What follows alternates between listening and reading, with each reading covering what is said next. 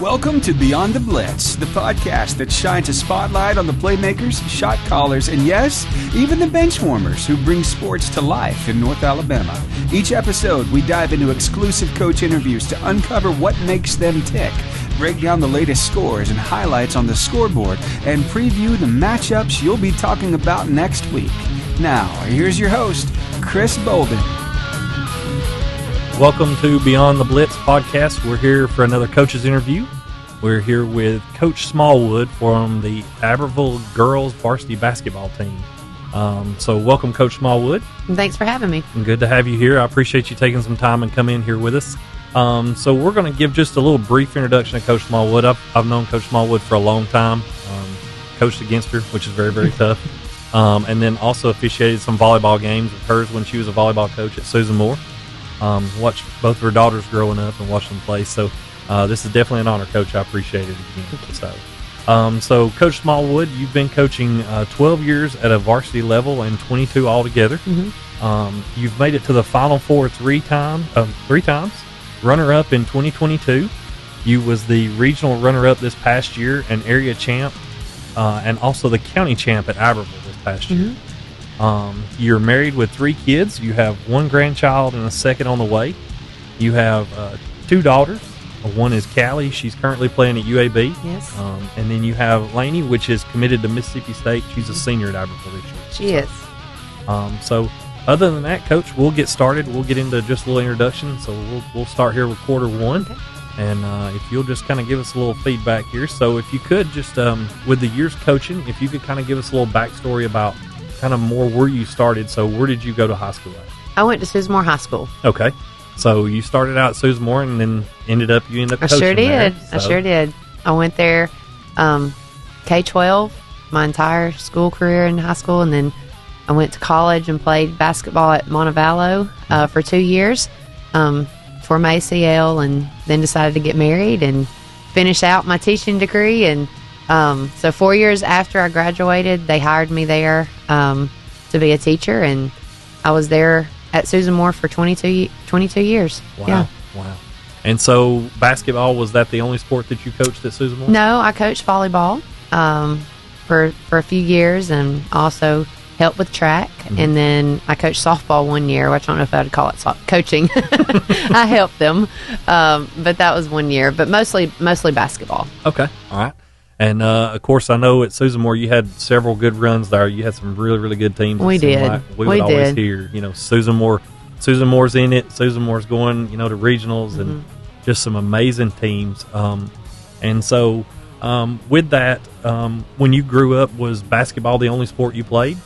Mainly, yes, until we had a volleyball team. Mm-hmm. And my sophomore year, we made it one, or we got a coach, and so I played volleyball for 3 years. Okay. And really enjoyed it. Yeah. And liked it a lot because it was new, something different. Oh, yeah. But basketball is my main sport.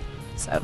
Yeah, I love basketball. I grew up, that's what I played, but I'll be honest with you, I've been officiating volleyball. This is going on 7 years, and it's probably my favorite sport to watch outside of baseball. Yeah. Baseball, softball. Uh-huh. I just love the fast pace of it. Yeah. And, man, some of them girls, man, how athletic they are. They get up and just... It's fun to watch volleyball. I've told some of these girls, I'm like, man, I don't want to be on the other side trying to dig up some of these balls y'all are spiking. There's no way. Yes. It's definitely interesting. So growing up, we kind of coached, we kind of joked a little bit with Coach Graves last week and said, growing up, a lot of kids, they see people with jobs and stuff like that, and they're like, yeah, I want to be this. I want to be an airplane pilot, or...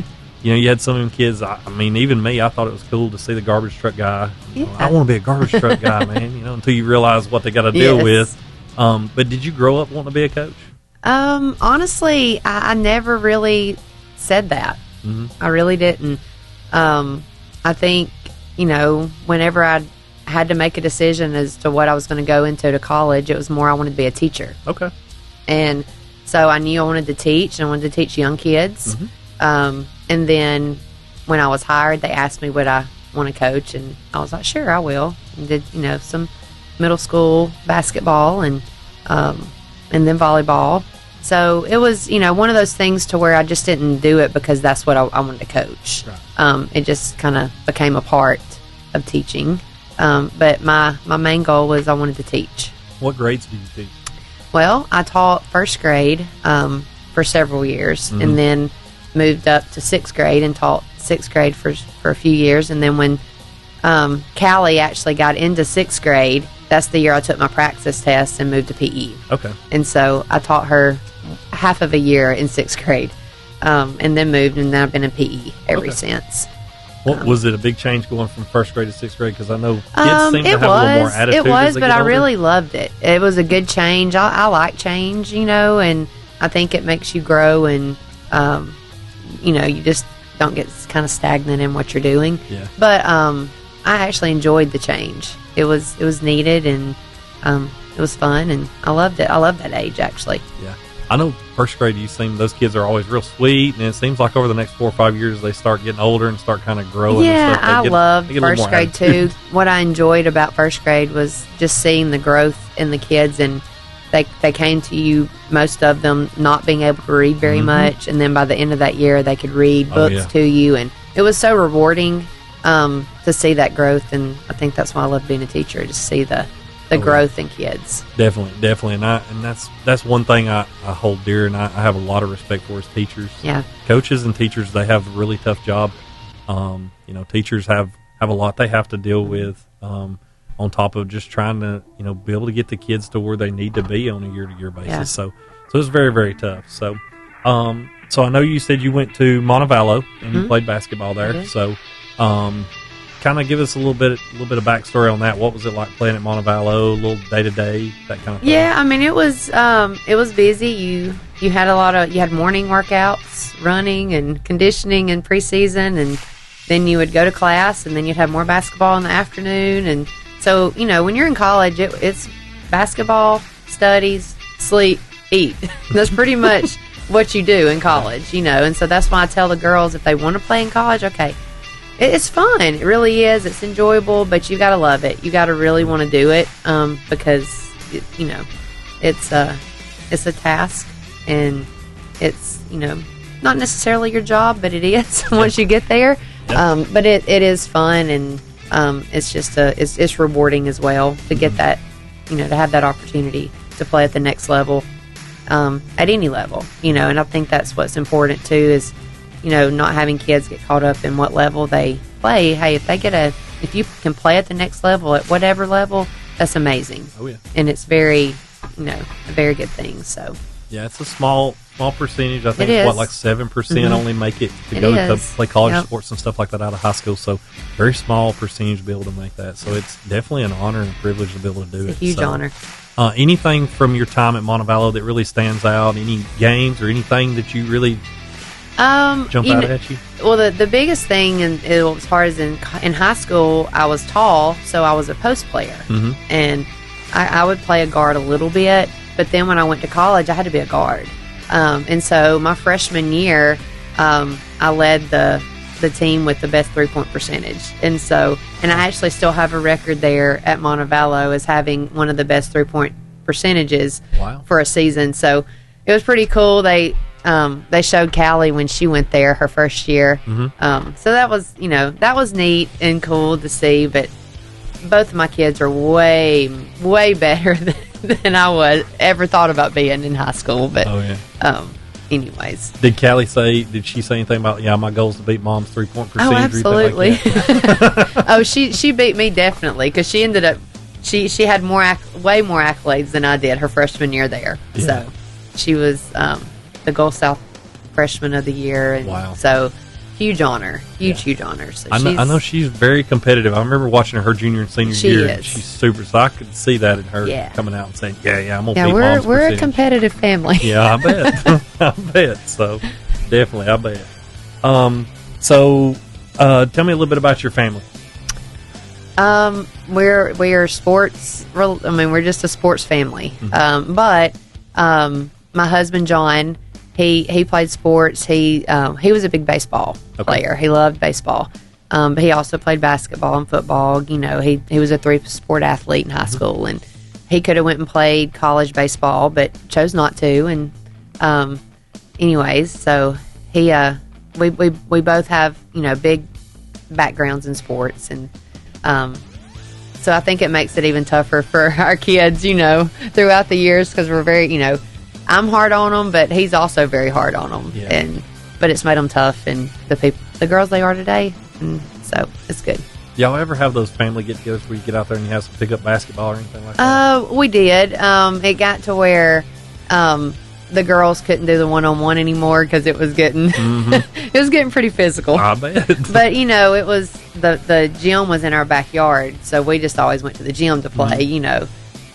But it was fun though when we did, and we would have family time, and we'd have games going, and so yeah. That's the one thing I love. My family was like that same way. We all played multiple sports and stuff like that. So anytime we got together, and then now as our kids are getting older, it's still like that. Now we pay for it the next day. We can't move for 2 or 3 days. Oh yeah, I in my head I can still play a game of basketball, but no, the body's saying no, you can't. yeah, you're done. Yeah. Your days are over with. So give us a little feedback about. I know you kind of told us you got into coaching in the junior high there at Susan Moore, and then you moved into the varsity side. So just give us a little background on your time there at Susan Moore as a coach, both junior high and varsity. Starting out in middle school and teaching junior high kids, you're having to teach them the basics, the foundation, the fundamentals that they need. And I really feel like I really love that age. I love teaching kids who maybe they just need to learn the basics, and especially when they're really coachable, and they usually are at that age, very, very coachable, and they just soak it in like sponges. But I never really had I was happy where I was coaching that, and then the opportunity came around to take over the varsity program there, and they asked me would I do it, and I was like, yeah, I will, and we took it on. And my dad, he was always an assistant or a volunteer coach at Susan Moore for several years, but he was on the boys' side, and then he helped coach me on the girls' side when I was in school, and then obviously he started helping me when I took over as the varsity coach, but he became my junior high coach. Then my brother was my assistant, but we all three did it together, and we did all 3 teams there. And it was a work in progress, but my first year that I took over and had a full season, I think we won 4 games. It was like 4-16, and that was tough. And we played teams, that they just beat us like a drum. 30-point game. It was rough, and being competitive and wanting to do, but we knew that it was just going to take time, that we were just going to have to do the little things every day and just build upon it. But we also, that's when I learned, my kids were younger, so I was coaching them in rec league. We had some coaches that stepped up and started coaching them, kind of like you do with your child, and Jason Simpson, how he's done with this group of kids.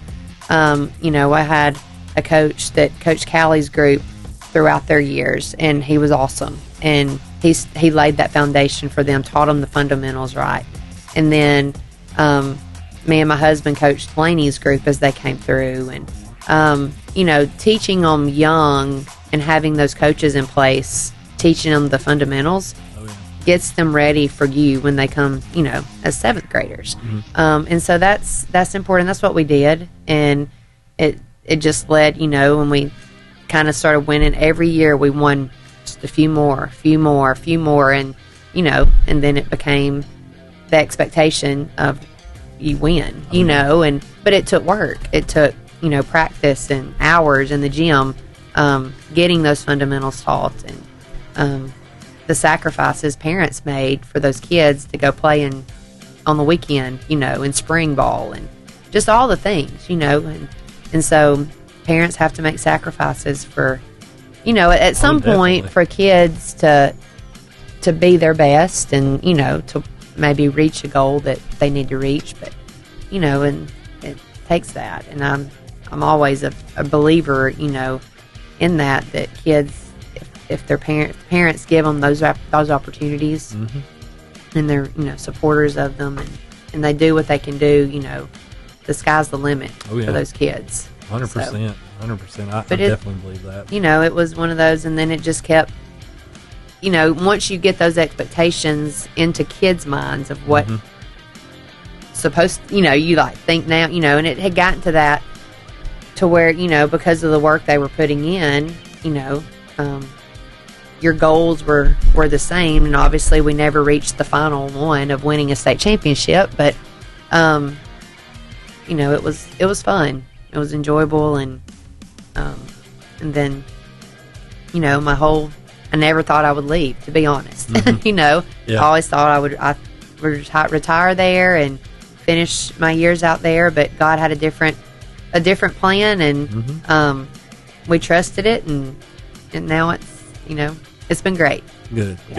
I know as being my kids went to Albertville, and so we were excited. Definitely having a daughter, we were excited knowing you were coming there, and I know there's a lot of other parents that have daughters and stuff that are excited you're there and looking forward to it, especially basketball side and stuff, because we can already see what you're doing and how it's changing the culture and the program and the whole atmosphere there, and really bringing a kind of a fire to and a passion to that sport, and so it's exciting to see what y'all are doing there. So definitely been very interesting to see how you do.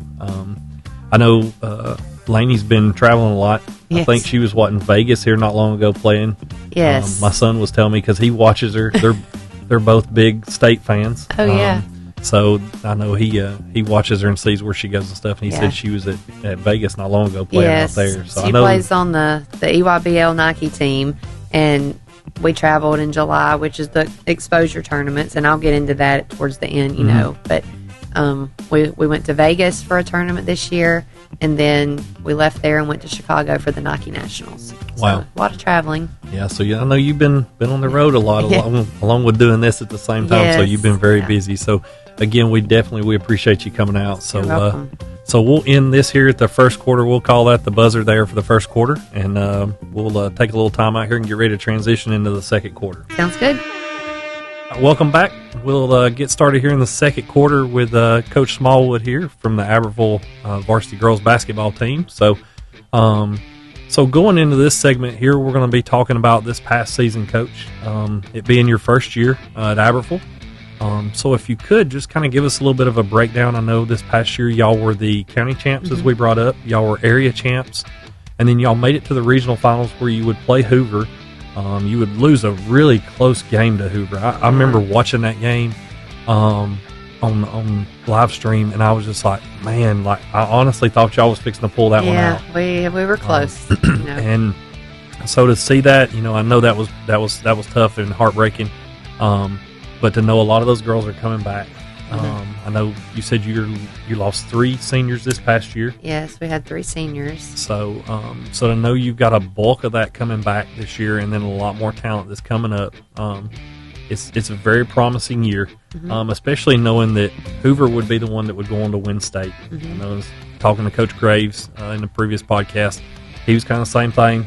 They lost to Hoover. Hoover would eventually go on and win it. So Hoover's definitely a tough team to have to play in 7A.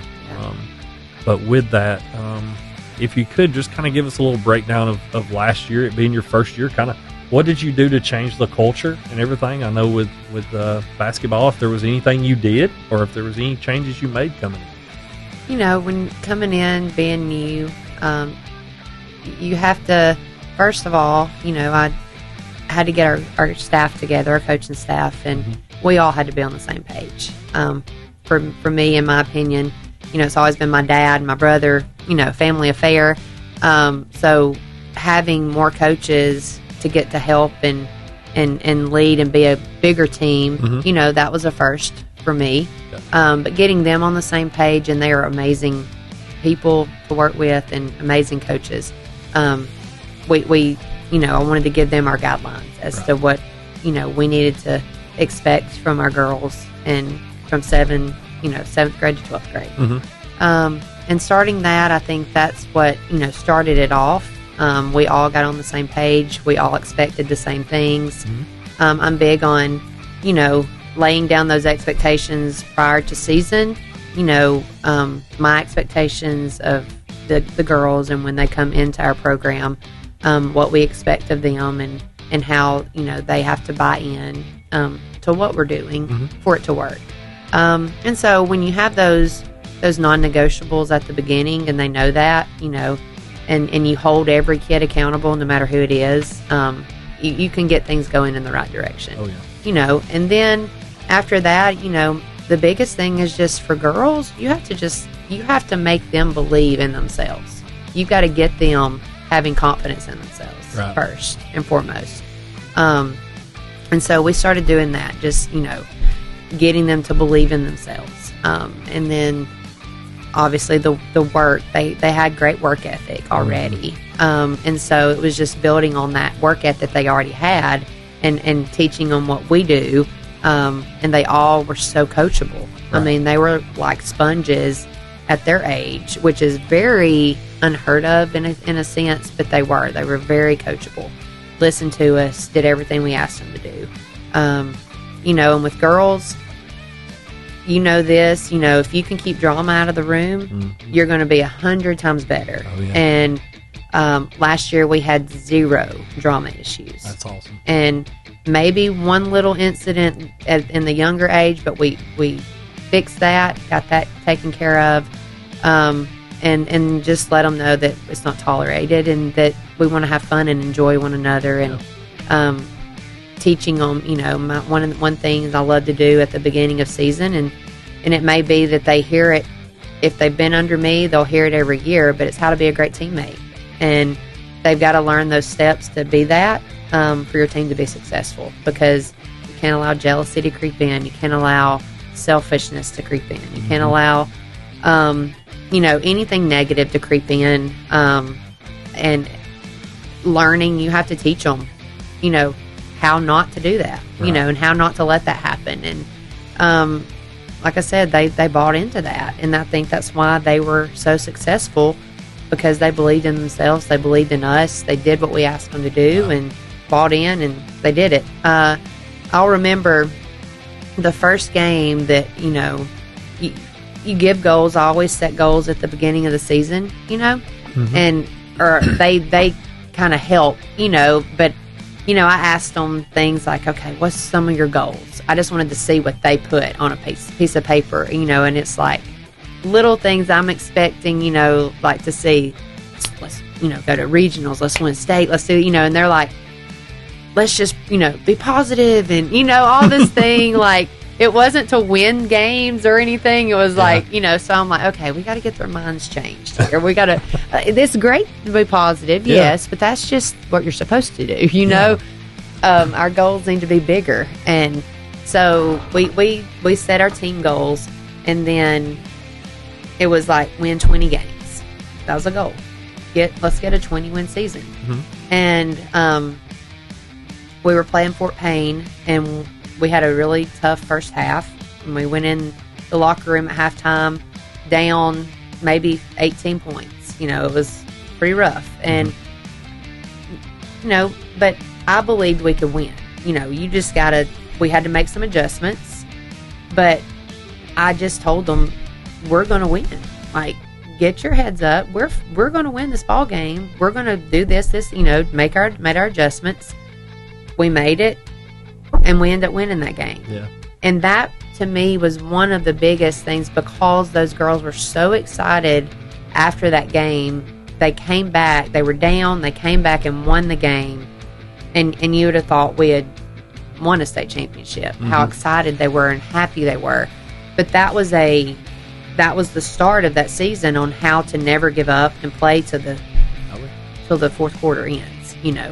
And so obviously throughout the season we had many buzzer beaters, and a lot of them, and a lot of close games, but they never quit, and they played their hardest. And talking about the 3 seniors that we had last year that won't be with us this year, they were leaders. They were their maturity, their experiences they had.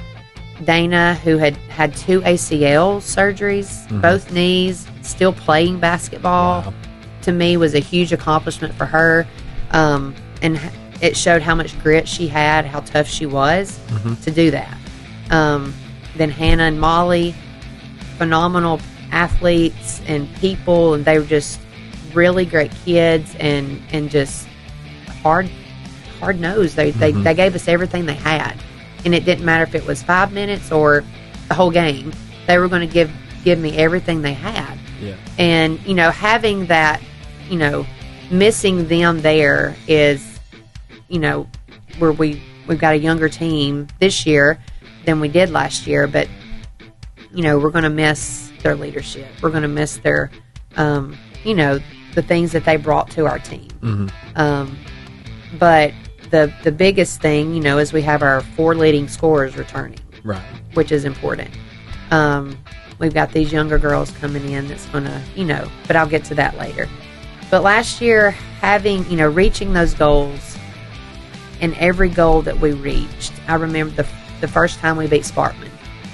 They'd never beat Sparkman, and we beat them on a buzzer beater at our place. I remember saying that shot because Laney was the one that hit it. Laney made the shot. I remember. Yes. I think we were Coach at that game. Sam Purcell from Mississippi State. That's the game he come to watch her, and she, I think she had 36 points and hit the game winner. Oh, yeah. Just a phenomenal game. But for them to get that kind of win, it was. And what made me so happy was those girls getting that winning experience. Just seeing that was it was just so joyful, to see their hard work paying off and getting to reap some of the benefits of that. But going 29-4, and just going to regionals, letting them get that experience, and then us beating Vestavia and the community that showed up for that game. And how many people from Albertville and other schools that come to watch. I mean, just an amazing atmosphere. And all I could think was just, I was so happy for these kids to get to experience that many people backing them and supporting them and cheering for the Aggies. It was just, it was great. And the rough thing is that was for year 1. And I'm like, dang, we set the bar really high for year 2, Oh, yeah. But needless to say, God blessed us last year. And, we didn't win it. Got beat by Hoover, and it was tough.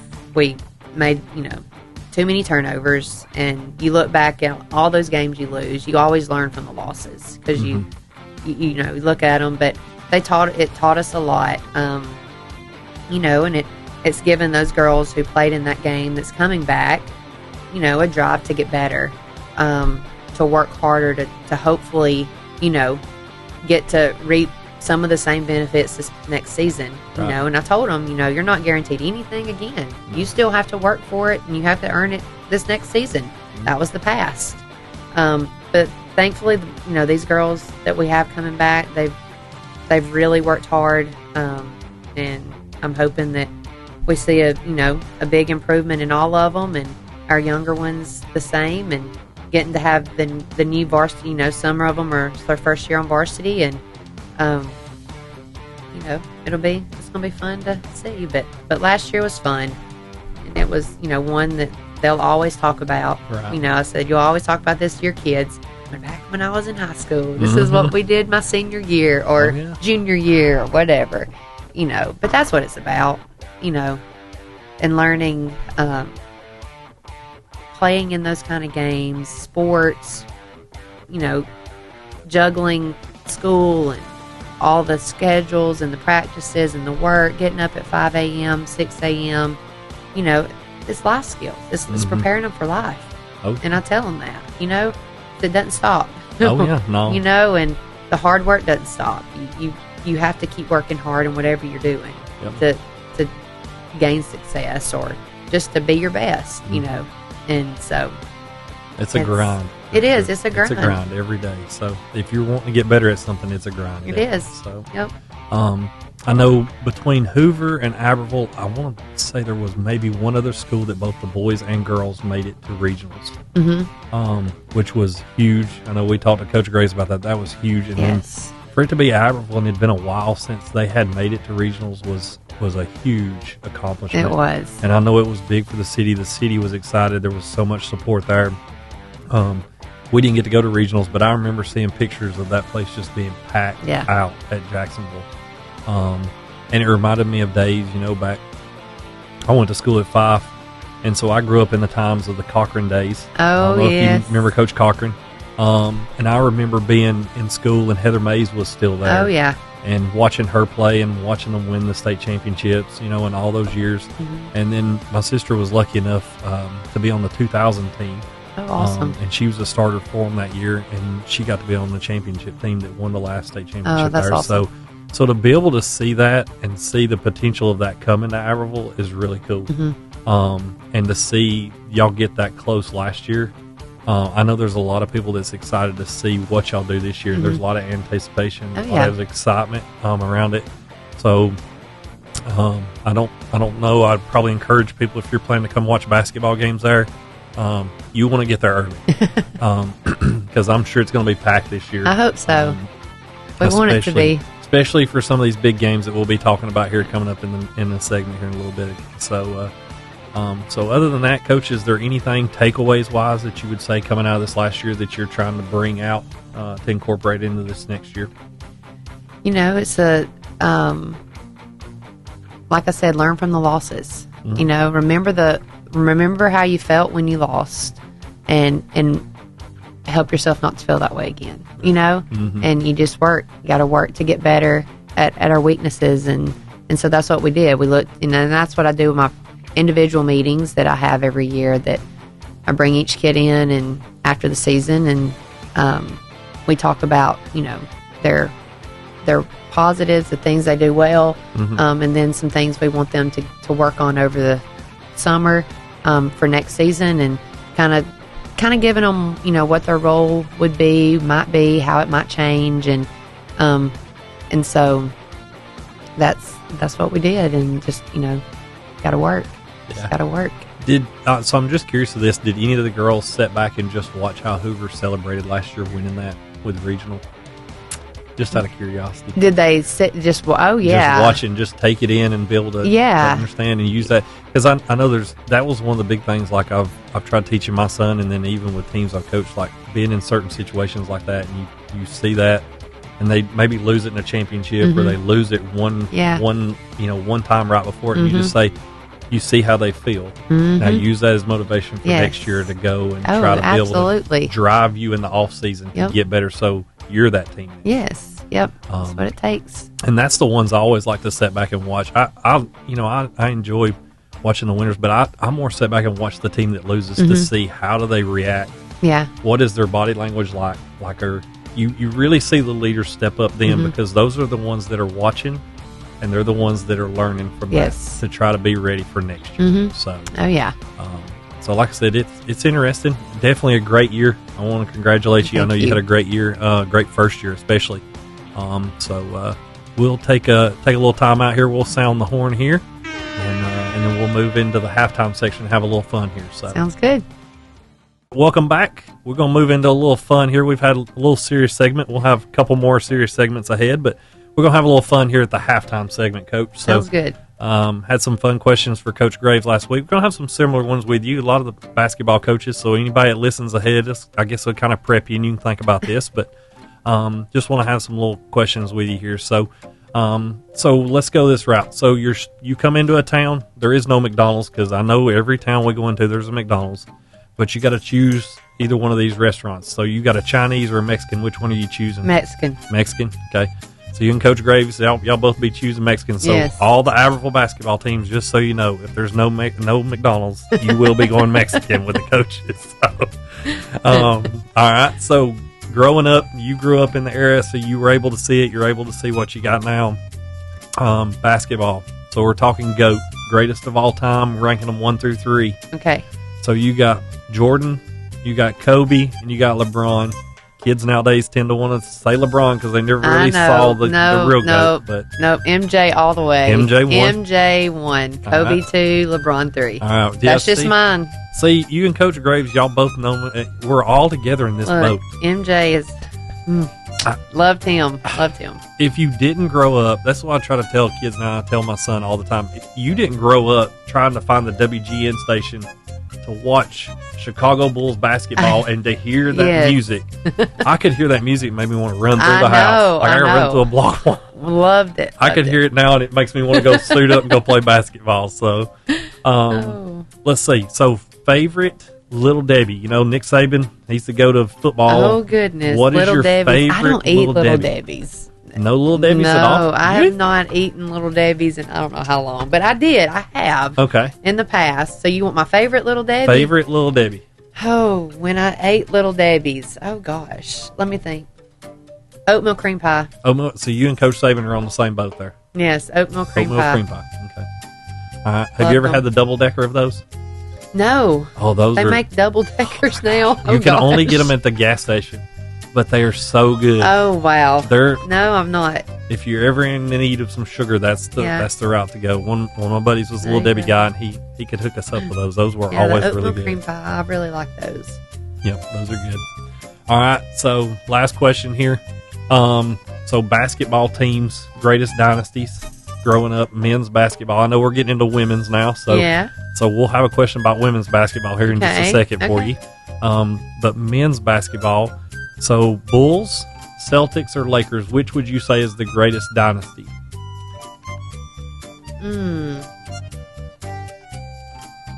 That's a tough one. I'm a Bulls fan, so I want to say Chicago Bulls. Oh, yeah, but it could be the Celtics or the Lakers, probably. Maybe. Tough, it is tough. That's a tough one. Yeah. That's a tough one. That's one of those you have to ponder on a little bit. Yeah, because you really do. They were different times and different eras stages. that they had, and like the ones now, obviously. So that's a tough one. Yeah. That's a tough call. And it's like me and Coach Graves was talking in the podcast previously. We brought up, I said, well, what about the Pistons? You had the bad boys too. Yeah. I said they were the ones that really revolutionized, like, really the rough play in basketball and highlighted it. I said, the stuff you don't see anymore now. Oh, yeah. I said, a kid barely gets touched and they flop, and he's like, oh, yeah. Back when they actually played defense. Yeah, that was the what we call the backyard or the schoolyard rules, no blood, no foul kind of thing. Yeah. Coach Graves even said, well, sometimes you didn't get a foul. Yes, that's right. I was like, that's true too. That's true. So now, girls wise, who would you say is probably the most dominant girls player in the WNBA? I know Caitlin Clark, a lot of people bring her up, but who would you say is somebody that really stands out to you in the WNBA right now? I mean, Caitlin Clark's new. She's going to be good, but honestly, now she's retired now, but Diana Taurasi. Yes. Like she was really good. Definitely. She was good. I would agree. Yeah.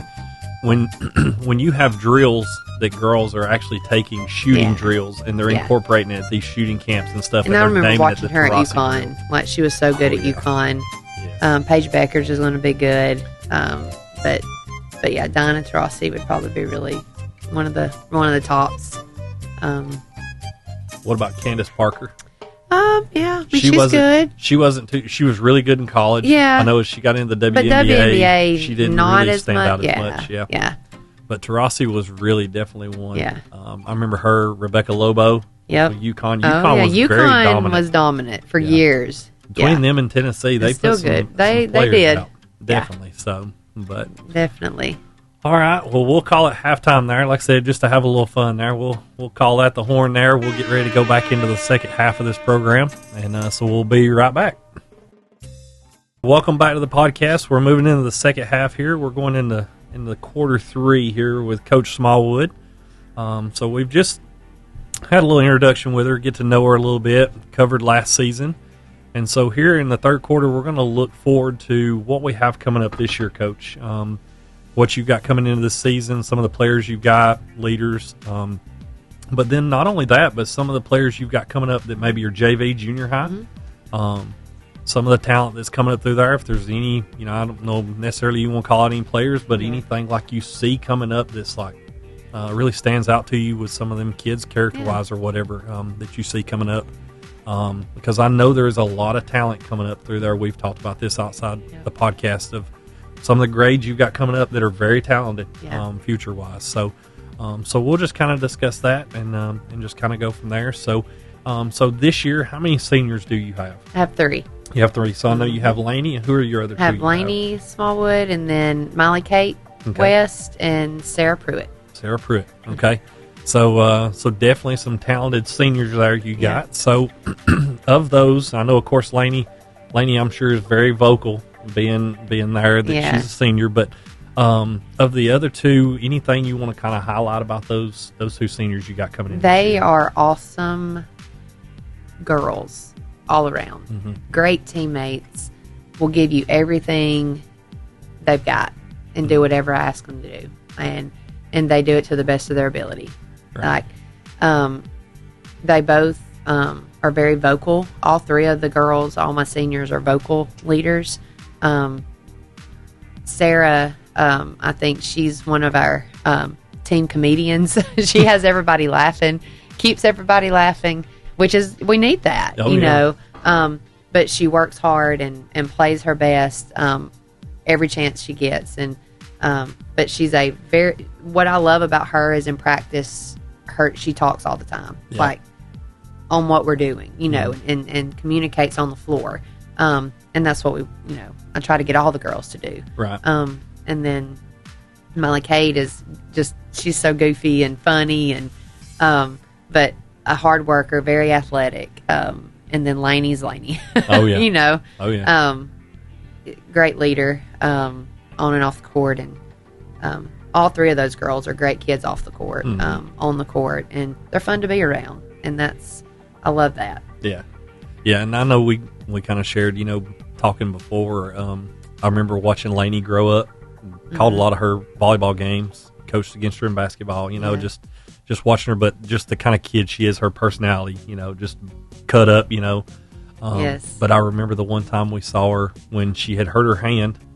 She was out, and we were at a volleyball game, and we had told her, hey, you better be careful about that, because if you hurt that other hand, you can't play basketball. Mom might get on you. And she was like, it'll be okay. She won't do anything. Still just out there just hitting volleyballs with that right hand, just wearing it out, serving, and she ain't even supposed to be playing. So she's out there just serving up during warm-ups with the girls sitting on the bench. So definitely you can tell she's a competitive kid. I know the other 2 are as well. So so it's good definitely to have a vocal leader on the court. Yeah. So I know you're excited about having that. So what about leadership-wise? Are there any goals that they've already set for this year? I know last year, we kind of covered some of the goals y'all have, but have they set any goals leadership-wise for this year? They have, and mainly, you've got your same goals that you want to reach every year. But obviously this year we want to take the next step, and that, we'll use that saying not just, to try to get past the Elite 8, if we can do that again, but you definitely want to take that next step and get the Birmingham experience. So that's always a goal, adding that and wanting to do that. But also, there's always times in our lives that the Lord wants you to take that next step, and you have to trust Him to do it. And so we try to teach the girls life things throughout. So not only is it basketball related when we make our sayings for the year, it's life related. Oh yeah. And so just want to always encourage them to know that the next step in your life may be hard, but it may be what God wants you to do. And so that is the main thing, to be honest, that we try to teach these kids, that it's not just basketball, sports is going to end one day. Definitely. And so you've got to be able to take that next step in life, by trusting God's leadership and doing what He has for your life. And so anyways, that's what we take and teach them to do that. So yeah, we may not always understand the situation and why we have to go through it, but it's just knowing that there's a purpose behind it. Exactly. And one of the big things I've always kind of tried to share with teenagers and stuff in the years of being a youth pastor is that you got to find that little gold nugget that's somewhere in amongst all that dirt as you're digging. That's right. And when you can find that, then you truly understand what the purpose was behind it. So, so that's great. I love that, to hear when coaches do that and teach that, because that's a big thing. So it is.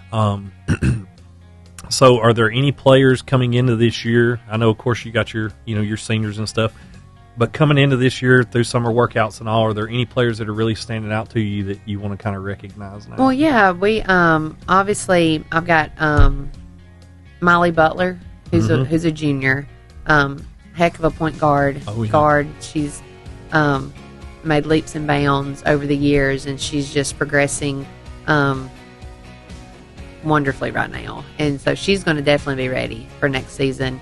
But her leadership and her vocal presence on the court is getting so much better, and just all the things. She's growing so much as a person and as a player, and it's fun to watch that growth happen. And then Grayson Robeson, who's my other junior, she has she's put the work in this summer, in the spring and the summer, playing on some travel teams, training as much as she could, and her shot, has gotten much better, and just her game has grown over the summer. So I'm excited to see her and Miley both this season, just to see, their games was good last year, but we want to see, every year you want to see it better, and they can be, and it will be. And then I've got Whitley Booker, who played a lot of minutes, and last year as a eighth grader. And so she's a freshman, 6'1" freshman that has also, she played on the EYBL circuit this past year, and Miley did too. And they, she got to play in some of those tough games against tough competition. And so she's really, really grown as a player too. And she's got a lot more years, but excited to see what she does this year, and to see how much she grows and does. So it's exciting to see. For those four, those were my leading scorers last year, right? And so they anyways, but so hopefully looking for that. But then you've got I've got a new girl that moved in, Millie McBee, and she's a freshman, and so I look to see her getting some good minutes and some productive minutes this year, and being an impact player for us, for sure. And then the other freshmen, I've got Ella Brown and Ansley Burns, both very athletic kids. They are multi-sport players, and they're very successful on those other teams, flag football, and Ansley's volleyball. She's Ansley's the setter, for the varsity setter. Yeah, I and saw her not long ago. She's so phenomenal. athletic. So both of those girls, it's their first year on varsity, but I feel like they're going to be able to give us some really good minutes, and to also help us. And then I have Briley Harden, my only sophomore, and so she'll be one of my big players, my post players, and she's improved. Also, she plays volleyball. So all of these girls together, we got 10 on varsity. I feel like if they do what they did last year, and they trust each other and come in together, that they can do some good things this year, because we're very, very athletic. Yeah, I remember Miley when Miley was in 7th grade, and she was on the Plainview team that made it to state that year. Yep. And I remember that year, and I knew her brother from when I was at Douglas, from my time there at Douglas. Cooper, great kid. But I remember hearing Miley and realizing that was Cooper's little sister, and I remember them saying on there that as a 7th grader, she was probably the best ball handler in the state of Alabama at that time. And I was just like, this is a 7th grader. I wasn't doubting it, but I was just like, she's a 7th grader? Like, I got to see this. Yes. So then when I finally got a chance to get around to see her, I could understand why they said that, because she just, I cannot fathom the vision that she has for the court and how well she sees the court. It's like she's just got a panoramic view of the whole room, and she can see she's amazing. Everything. I know. It's crazy how well she handles the ball, she sees the court, and can just get it where it needs to go. So knowing she's back this year, that's going to be awesome. And then you would have her again next year. Yes. Coming back as a senior. Right. So that's crazy. than with your ninth graders. So with my son, I know my son grew up with a lot of these girls that you got that are freshmen. Yeah. And I remember watching them when they were in rec ball. Mm-hmm. And these girls they were great basketball players when they were rec ball. Yes. But to see them and how much they've grown, and you know, you made the comment about Jason Simpson and what he did with them, coaching them and bringing them up. I've seen the work that he put into these girls and the energy and stuff.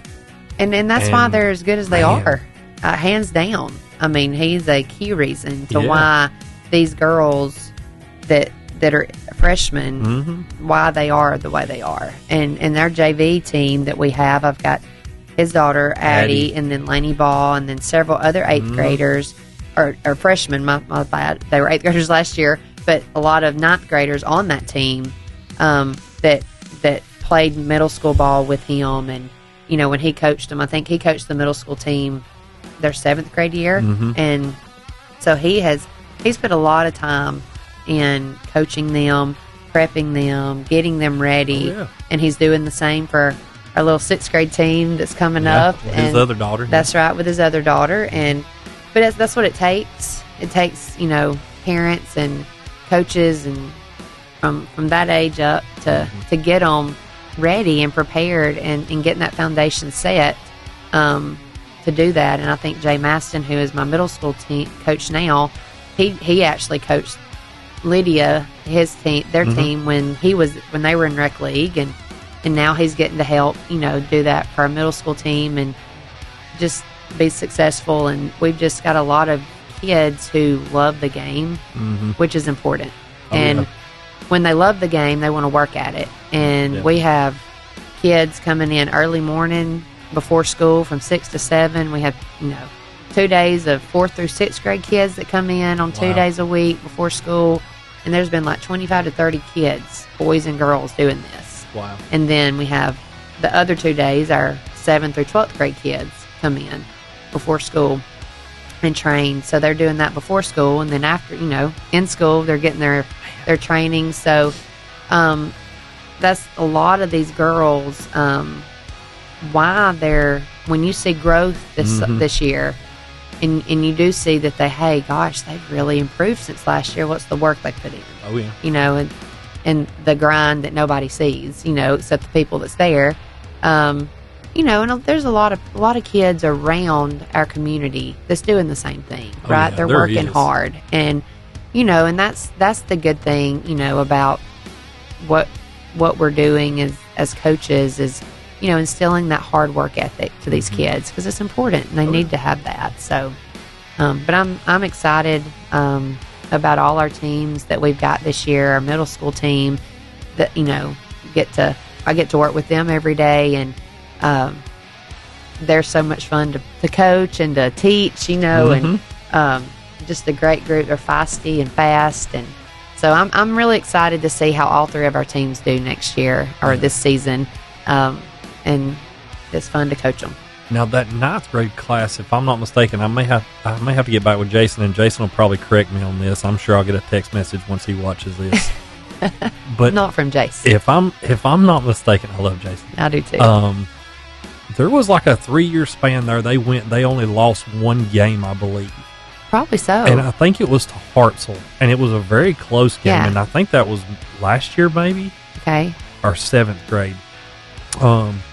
But that was the only game that I know in 6th grade, they played everywhere they played. They didn't lose. Yeah. And then 7th grade, I'm pretty sure 7th grade, like, I know there was some games, there was teams that wouldn't come within 30 points. Oh, yeah. Of them. And that's the part of, you know, and this is what's tough. Like, and I you know, I've seen this with my oldest daughter's group, and, you know, you have a group that stays together their whole rec career, you know, and then even 7th grade, they were all together. Well, then I moved Whit up last year, you know, so they were used to feeding her the ball, you know, and her getting those rebounds. She's good. So you had to have other girls to step up and take over what she used to do. Yeah. You know, this year I've split a few more of them up that's always played together. And it's not that some kids aren't ready, you know.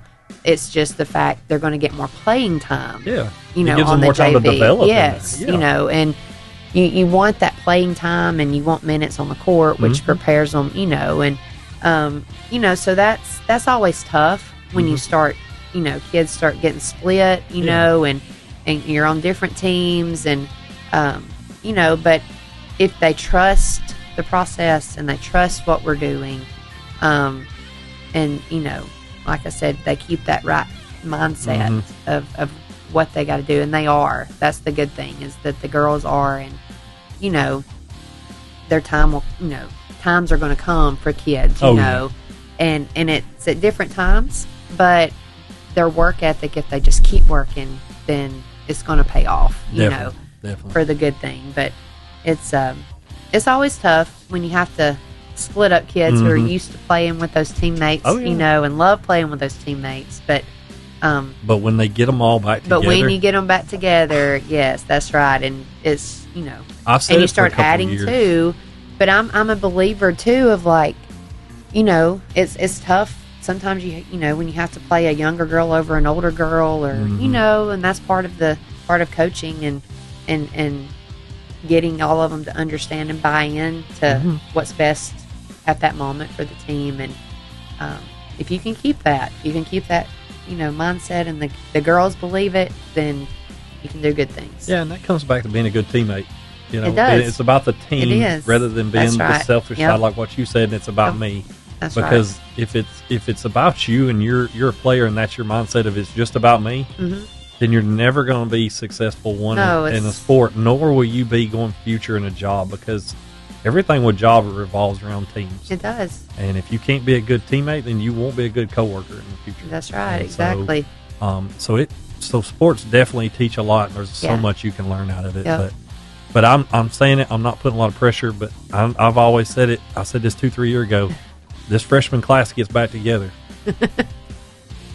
Birmingham better get ready, because I bet they're going to be seeing them. I would not be shocked if they don't see them their junior year, because we're going to be shooting for it. That little group, I know you got a good shot of going this year. I know the classes you got coming up too is only going to make it even stronger. Yes. So it's definitely interesting, the future that you've got there with the teams coming up and with the talent coming up. Yeah. It's exciting for sure. So with that, what are some games, I guess you would say, you're looking to this year to possibly? I know area games are very important. Those are what get you there. But are there any stretch games, any tournaments you're playing in, anything like that you want to kind of highlight that are kind of good, important things for the kids? Absolutely. I mean, when you're looking at games, you obviously want some games that's going to challenge you and get you, put you in position to help you be more successful. And we've got, starting our season this year with some really tough opponents right out of the gate. We'll have a 3A state champions, Lauderdale County, the first game starting out. And then you've got Hazel Green and Hillcrest Tuscaloosa, who is the runner-up. And, so those are our first 3 games. So it's like, okay, we better be ready. But those games are going to, be great for us. Right. And win or lose, right? They're going to be good for us to be. And then you've got, obviously, your area games.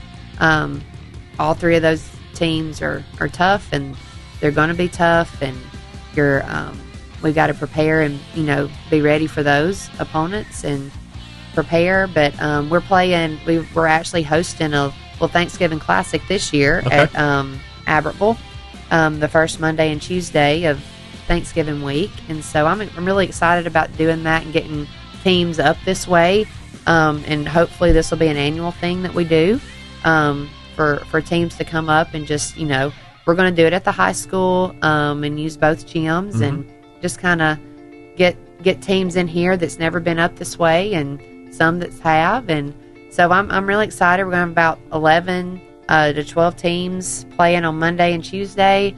And we'll obviously get that out on social media, in October to publicize it. And hopefully we're going to have some people there with doing some videos and some pictures and, all the things to promote it and get it out there. And would love to have y'all there if you want to come. Definitely, and we'll be there. We'll help you put it out there. That'd be great. So, want to get that and start doing some things here in Albertville. And using SMPA, we're going to host a JV and middle school classic, and actually a Christmas classic after Christmas to give some games there. And but we are also going to go to the Big Orange Classic in Hoover before Christmas, just to get a game in there. And so then after Christmas, we're going to Greenville, Tennessee. Got invited to come there to play in the Andrew Johnson Banks Classic. So excited about doing that. There'll be a lot of top teams that's got some, really, really good players playing in that tournament. And it's actually a tournament. So we want to, we're excited about that opportunity and getting to play some teams outside of Alabama and that are, some I think are nationally ranked teams. And so it's going to be fun. That'll be good. That's definitely what you'd be some good stretch games there to really stretch you as a team and see what you're made of. That's right. Especially before you go into the area playoffs and into the state and everything, really let you know and prepare you and everything like that. Yeah. So, that'll be good. So, other than that, anything you want to highlight for this upcoming year? Or anything? Well, I'm just ready to get started. You're ready to get started, and y'all get to start. Y'all get to start what, first week of October? It's October 20th. It's the first practice date. Yep, and then first game is November 8th. Okay, so all right. It's just ready to get it started, and it's going to be a rather different kind of year with my youngest being a senior. It'll be a fun year, but also an emotional one, I think. Oh, yeah. So it's always, that's always tough. But it's gonna be exciting and fun, and just ready for it to get here. This is probably a little tougher because it's the baby. It is, yeah. I mean, and with it was Callie, tough it was with one Callie. thing, It was but tough this with is the Callie baby. This is the last one. She, but I still had Laney at home, and now, this will be one where she leaves, and we don't have anybody at home anymore. And so it will be different, but definitely proud of both of them and the journeys that they've been blessed with and the opportunities that God's allowed them to experience. So it's definitely been interesting to watch them and watch them grow, and definitely to be able to watch Laney how she's come from where she was as an eighth grader when I saw her. So I'm excited to see her play this year and to see how well she does at the next level. I will say Hail State, so I'm excited about that. We are some Mississippi State baseball fans, so we're excited to be able to see her go there. So definitely that. So we'll stay on the horn there on quarter three. We'll end this segment here and get ready to move into the fourth quarter. Okay. Welcome back. We're in the fourth quarter. This is it, as they would say, fourth quarter here. So we're going to move into this segment here. This segment's going to be a lot about Coach Smallwood, just really kind of getting into knowing kind of what makes her tick, how she got into coaching, if there's anybody that was a mentor for her, big moments over the years of being a player or a coach. So with that, Coach, is there anybody that you would say was kind of a mentor for you and why? And it could be multiples. Yeah, it's, when you've coached for several years, you definitely have, you learn from a lot of coaches. I think we learn from many people, and even our players can teach us a lot too. Oh, yeah. And so obviously my dad has always been, a big influence in my life, with him volunteering, giving his time to coach for nothing. Never expected a dime, never really got a dime, much, but just did it because he loved it. Yeah. And he loved the kids, and he always gave his whole heart in what he did, and he still does, and the kids love him. But he was the first coach, that I really probably watched and saw and really studied as much. So definitely him. And I love the fact that him and my brother get to help me coach, and it's a family affair. My mom, she videos the games for me, so it's literally a family thing. Oh, yeah. But it's just a blessing to get to be around and get to do what we love together. But then I've had, several coaches in my life that's really helped me. And I will say, when I was in Blount County at Susan Moore, you had Barbara Hollis, or Barbara Roy, my bad, that's her maiden name. But Barbara Roy, and then her dad, Coach Hollis. They coached at Locust Fork, and they, I would say, are also mentors of mine. They taught me a lot. They had success, and they did it the right way. And I know a lot of coaches do it the right way, but they were, they always did it the right way, and they would always give me advice, little nuggets here and there. When I first took over, and they were, beating me 30 plus points in games. The year they won the state championship, it was like, oh, I got to play Locust Fork, but they're just awesome individuals, and they still are great friends of mine, and don't get to see them as often, but I would definitely say they're mentors in my life and have helped me, and I really appreciate everything that they have done. And then, as the years, there's probably been so many other coaches, and then you've got college coaches that you get advice from, and Coach Graves, and with his college experience and getting to coach alongside of him, he's taught me things, and that and things that if I have questions or whatever, we help each other, and so it's definitely it's a game where we never stop learning. As coaches, you always got to be willing to grow, and so definitely. Well, if you could say what made you, or what kind of guided you down the path of wanting to be a coach, or why did you want to be a coach?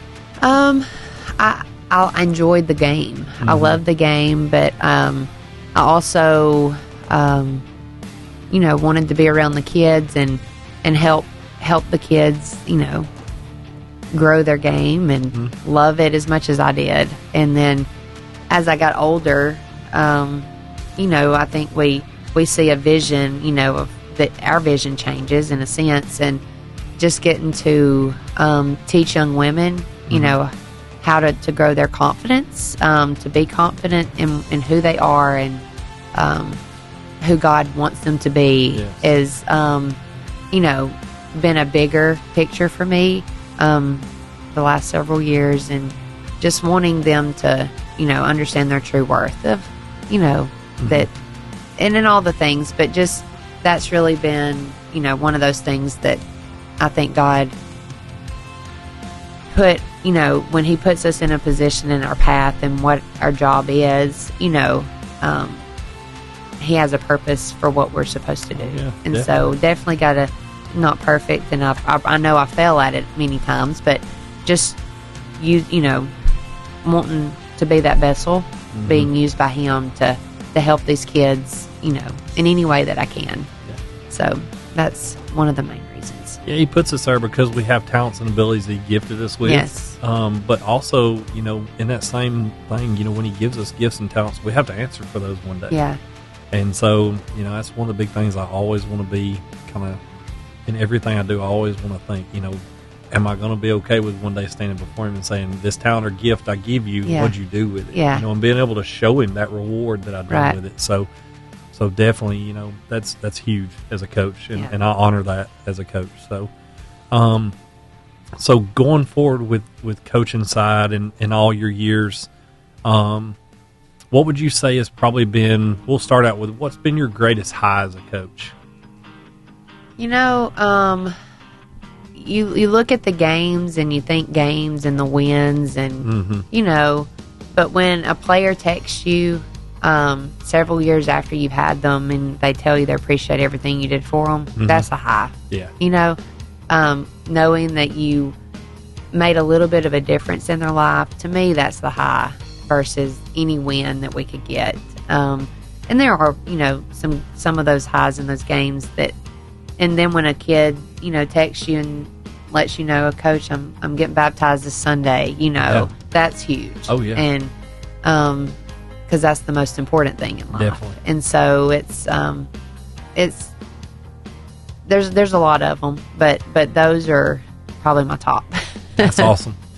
What would you say on the other side? What would you say has probably been one of your greatest lows as a coach? The lows, it can get, I mean, it's tough as a coach. It's very tough because you, as we talked earlier, it is a job that you are judged constantly.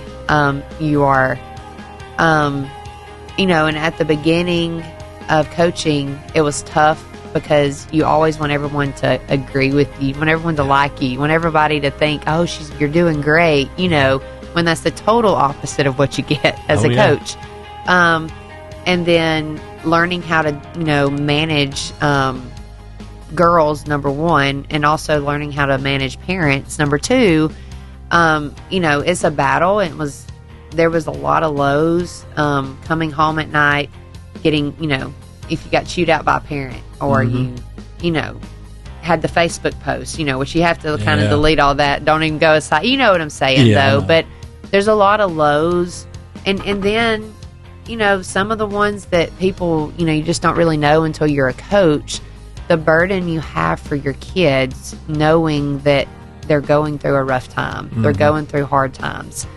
And they come to you, for assistance or help or just advice.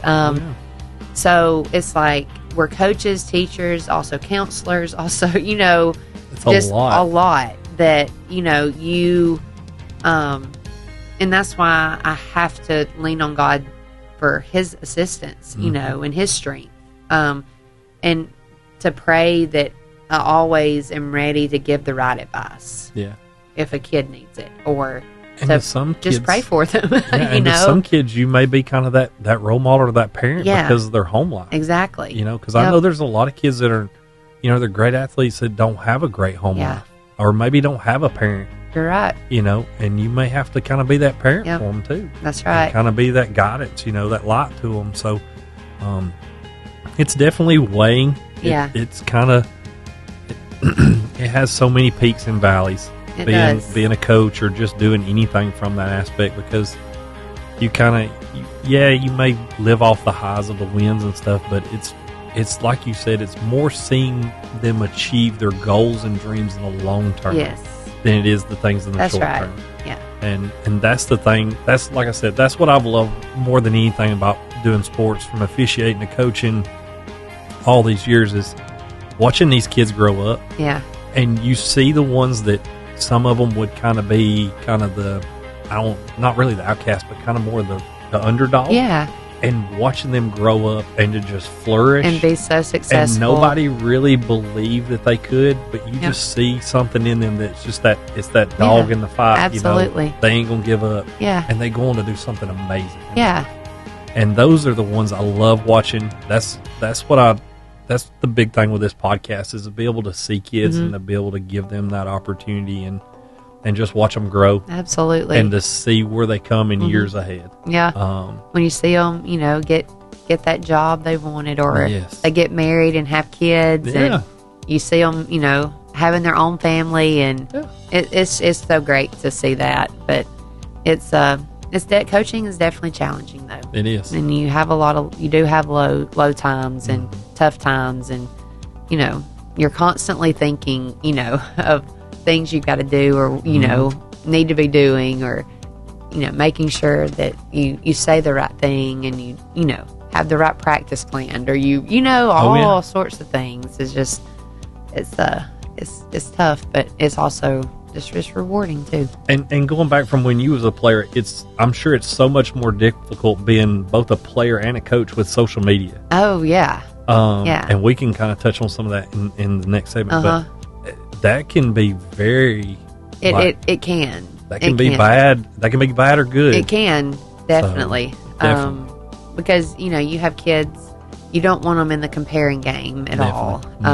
And just owning their own moments and their own, and social media can just show only the good things, and it only highlights usually the good things, and but yet it can also be just a facade that you see too, that's not always the real picture of certain things. But in the basketball realm, as far as sports and things, social media is a good thing, and then there's also some things that's not so good. But Do you got any kind of rules out there on phone usage or anything around basketball season time or anything? I know. I mean, yes, in a sense, like I let, they love listening to their music, you know, and, but as far as being on their phones and in the locker room, and when we're in there, it's like, no, obviously, you don't have it out. And in practice, I don't want them, to have it out. And you just come ready for practice, know. But as far as, I think one year we went to regionals and I took their phones up at night, so I didn't want them to be on it, the night before the game. But that's not their routine. Yeah. At home. So I learned, like, okay, that's tough. Let's let them. I mean, they're in their own. We're out of their routine anyways, but let's keep them as much in the routine as we can. But just tell them, hey, you need lights out by a certain time or something. But and you, like I said, coaches live and learn. And you learn what might have worked, what didn't work. But yeah, I know there's a particular team coming under a lot of heat because of a lot of TikTok videos in the last week. I'm not going to name no names, but. A lot of heat and TikTok on that coach. It's coming down on him too because it's going down and he ain't doing anything about it. So I know it can be bad. Yeah, and I'm big on, I don't want to phone police you or anything like that as far as looking up. But I teach them when you put it out there, especially if you're in an Albertville jersey or a shirt, you're representing us. Oh yeah, so. When you post a TikTok video with foul language or bad language, like that represents your parents, it represents you, it represents, your school you've got on your jersey or whatever. But most importantly, it represents you. Definitely. And so I try my best to help them in that part of it to, don't post it if you wouldn't want your grandmother seeing it. Yeah. What a lot of kids don't understand is, and we were kind of joking about this earlier is, once it's out there, it's out there. Oh, it is. You may say, "Oh, I deleted it." It's still there. It's still there. I work in the profession that I work in. They dig so deep in your life that they'll find it. Even if you've deleted it, they can find it, and it can keep you from being able to get a job. Oh, it can. And if you're wanting to go play in college, they look at all of that. They look at every bit of that. They have people that are devoted to that. That's right. That's their job. It's social media. And they study the kids that they're looking at as recruits and all that. And then, like I said, they have guys that are in IT and in workforces that's their job to go back and look at that kind of stuff. So I'm very big on, I tell my son that now because he has an Instagram account, but I tell him, like, you got to be careful. You do. Because one little slip up, you double tap it and you heart something or you repost it and you didn't mean to. That's right. And it's out there. Yeah. And the coach sees that. And all it takes is one time. And if a coach comes across it, and it's before you can delete it. Yep. I know. It's bad news. That's right. And it could ruin you and cost you a future. And so that's the one big thing I try to push with them. Yes. Be very careful with social media. Be careful with what you're doing. Because it's out there and it can't be took back. That's right.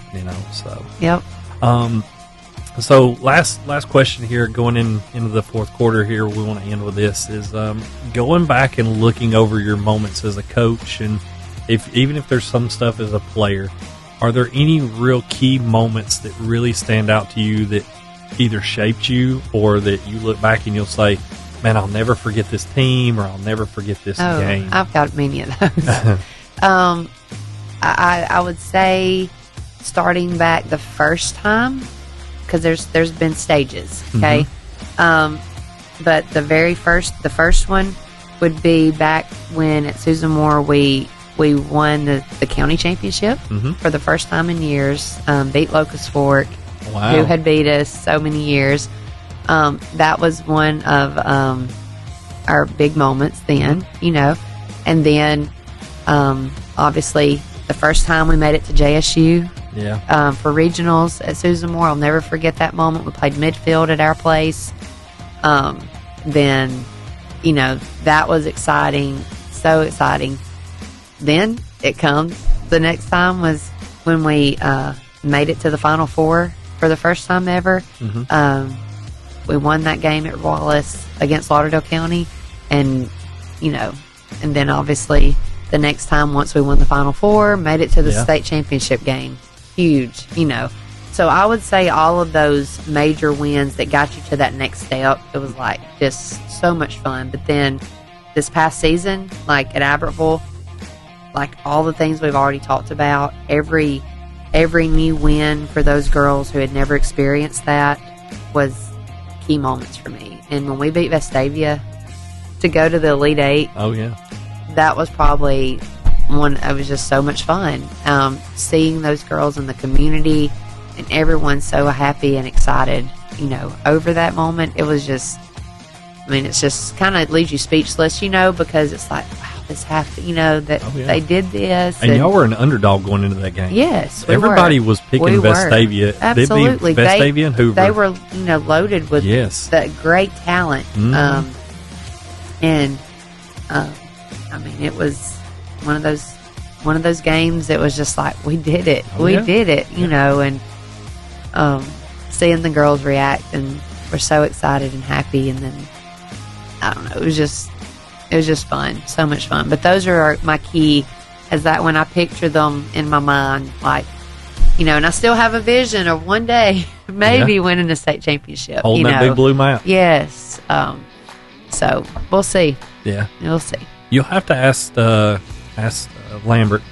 Matt Lambert about one of the biggest moments I remember was I played baseball with him, and we got to go play at Inslee Field, and or Rickwood, Inslee. Yeah. I say Inslee Field, but at Inslee at Rickwood Field. Yeah. And watching like him as a baseball player was amazing. Like he was a phenomenal baseball player, but watching there and being able to play on that field is something I'll never forget. Yeah. I was not a great baseball player. Yeah.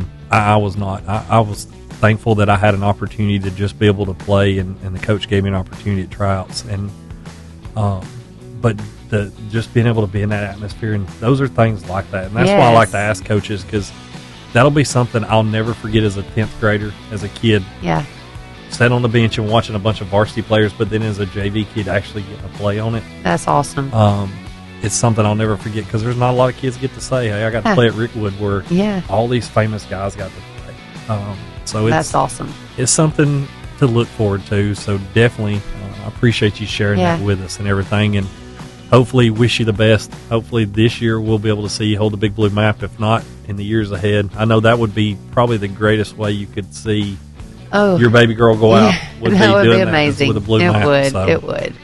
I know there's. Yeah. You've put. Y'all got the name out there. Everybody knows you got to watch out for Albertville. Yeah. So if you're gonna go through Jacksonville, you're gonna have to face Albertville somewhere down that line to get there. So, so it'll be. That's my motto. It's one game at a time. It is every year. It is. So, and I wouldn't play our best. Yeah, I wouldn't doubt one bit that we don't see you there. And like I said, I wish you the best, Coach. Thank you very much. Congratulations on your first year, and wish you the best this year. And definitely we'll be there to watch some games this year. Definitely going to try to make that Thanksgiving tournament to come see some of that. That would be awesome. So we'll call that the horn. We're going to end that there, but we're going to move straight into overtime. I talked to Coach previously.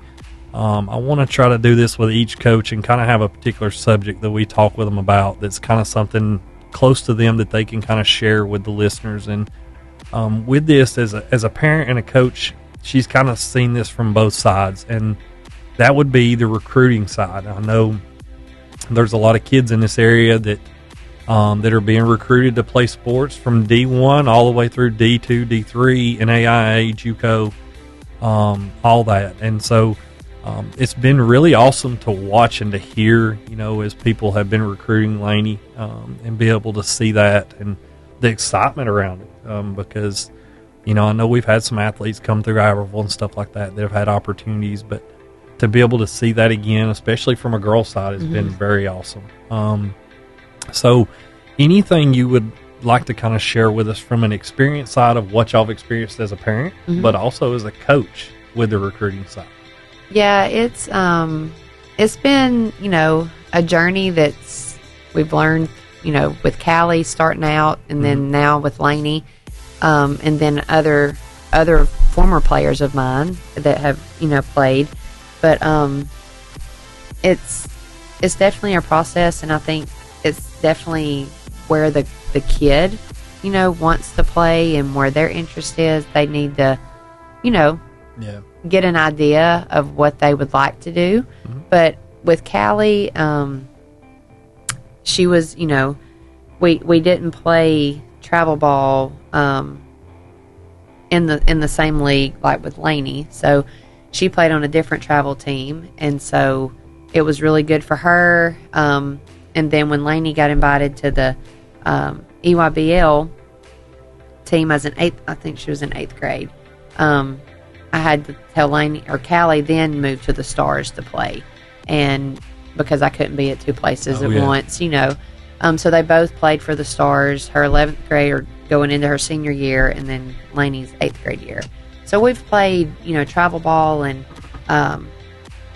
that year is when Callie's played like in the tournaments in July, and then Laney did the same, and Laney did it more than Callie did, just because we didn't really know. Yeah, it's learning, and we learned, that. And Callie's coach was Daniel Hudson. He's awesome, great coach. He did a lot for both of my girls.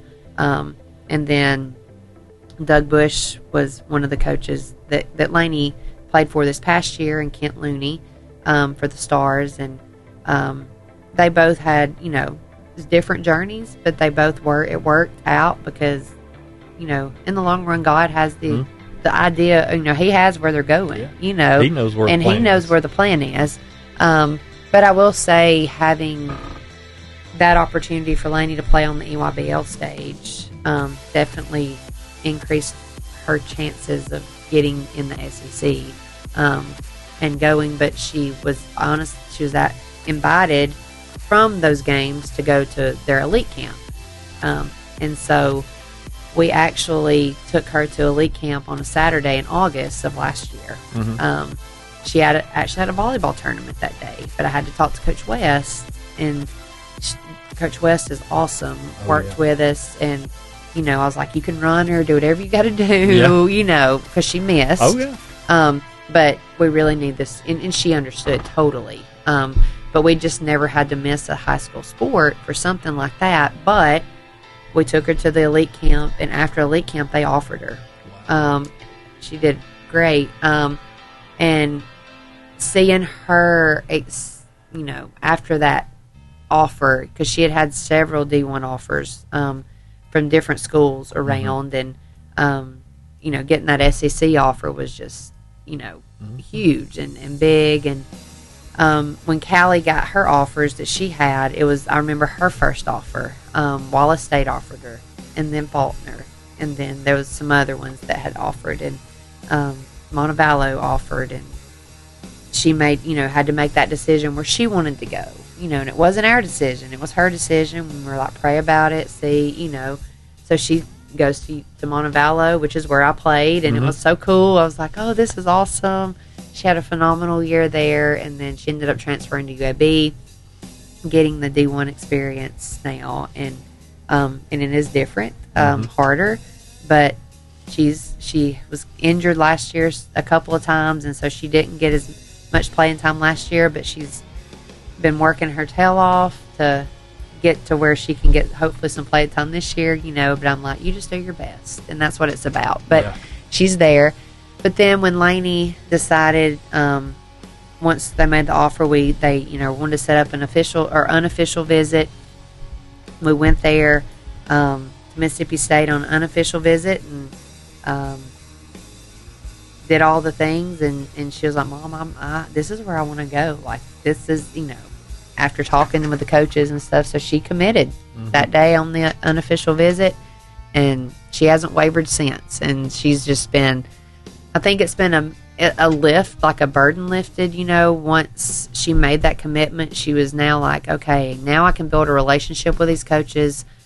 They can help me, grow me, because the coaches will tell them what she needs to work on and to be, and she's been working on that, and with her training and all the things, but just seeing the relationships and how it's worked, and the phone calls that kids go through when they're recruited.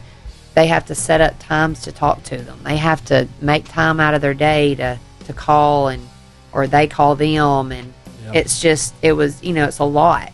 It's a whole lot. And, not everyone understands that if they've never done it, and so it's they have to learn to manage, that. And, but in saying that, if just learning from them through this experience, go to elite camps, like, be on campus of the school that you would be interested in going to, right. And then go where the coach wants you, where you feel like that coach really wants you to go, and you're going to be happy, and it's not easy, to do, but it's, one of those things where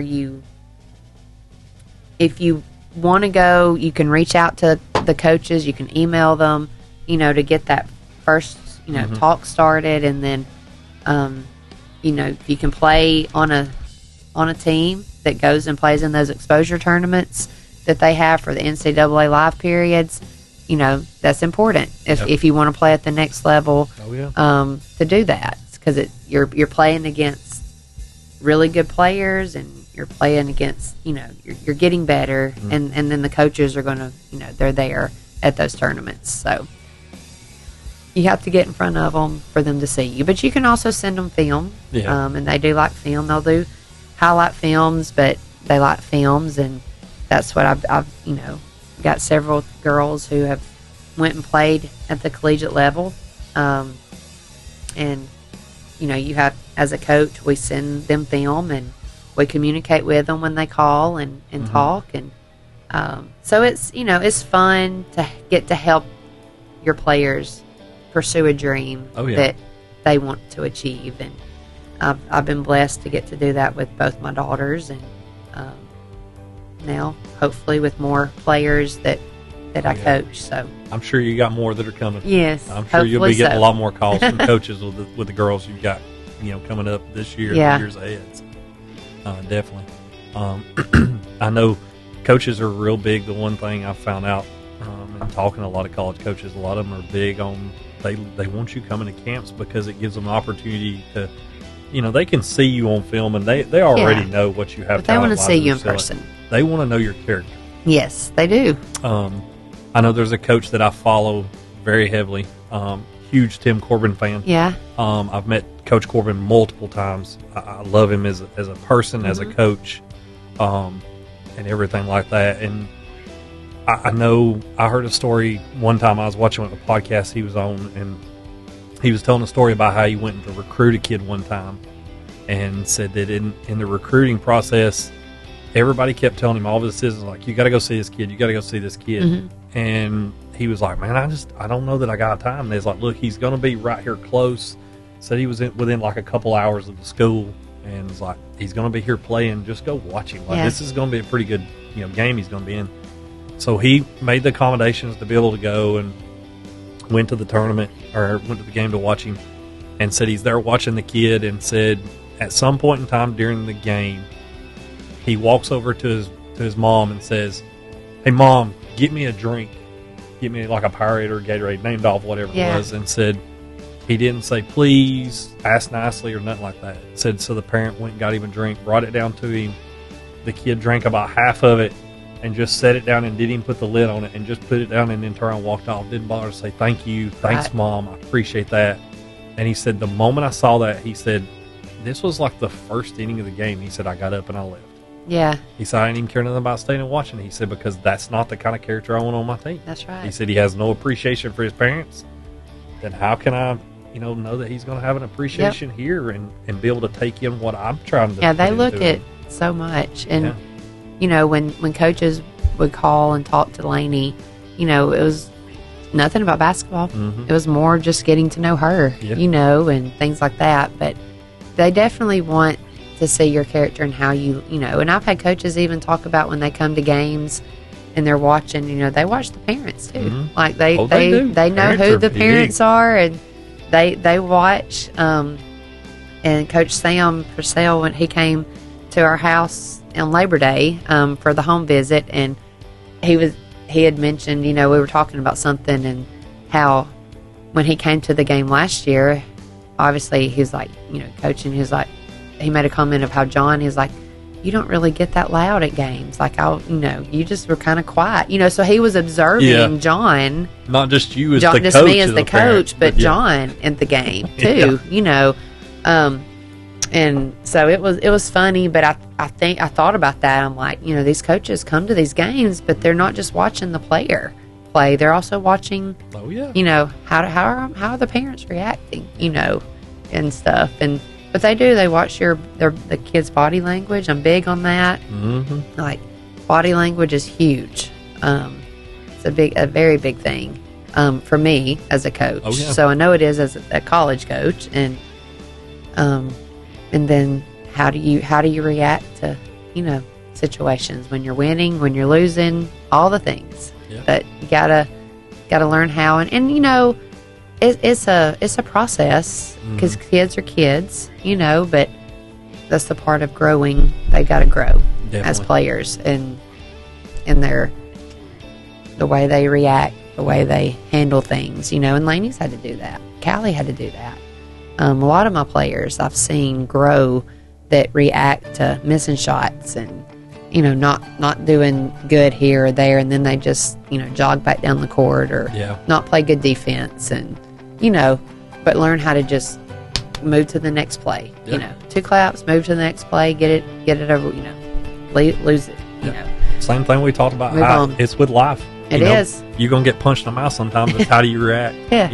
What do you do? I mean, you could lay here and cry about it all day long, but I mean, that ain't gonna fix it. It's not. That's right. Because something else is gonna come along. It's gonna kick you while you're down if you don't hurry up and get up. Yes, it is. So, that's right. So you got to learn to be able to move on. Yeah, that's correct. Well, other than that, Coach, I definitely appreciate you coming in and give us some insight on all this. Been able to talk with you. Wish you the best this year. Thank you. Like I said, we'll be seeing you at some of the games, try to catch up with you, and as we get closer to playoff time and stuff, hopefully be able to catch up with you, get some little snippets and stuff after some games and everything. So sounds good. But if it's all right, we want to pray with you. Yeah, we want to pray with all the coaches and everything, just especially for y'all and the players. Y'all are traveling a lot, so just want to pray for y'all and just pray safe travels and all. Okay. So Lord, we just thank you for this day. Lord, we thank you for Coach Smallwood. We thank you for all that she's doing, Lord, not only to just pour into the lives of these young women, but to impact the kingdom, Lord. And we just thank you for that. We thank you for her heart. We thank you for everything she's doing, Lord. Lord, pray you just be with her and the team as they go from the coaches all the way through assistant coaches to the players, the assistants, anything that they have, managers. We pray that you just be with them as they travel this year, as they go to all the games, Lord God. For those that are believers, that they remember that they're always a representative of you and a vessel. And Lord, pray that you just use them and just bless them.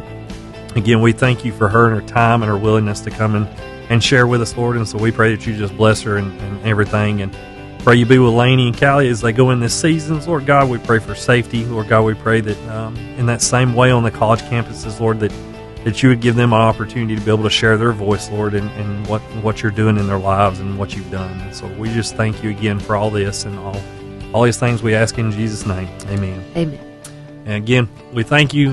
Thank you for everybody that's watching out there. We'll have some more coming up in the weeks ahead. Some more coaches, and so we look forward to it. And again, Coach Smallwood, we look forward to seeing you this year and seeing how the girls do. So until then, we will catch you on the next podcast.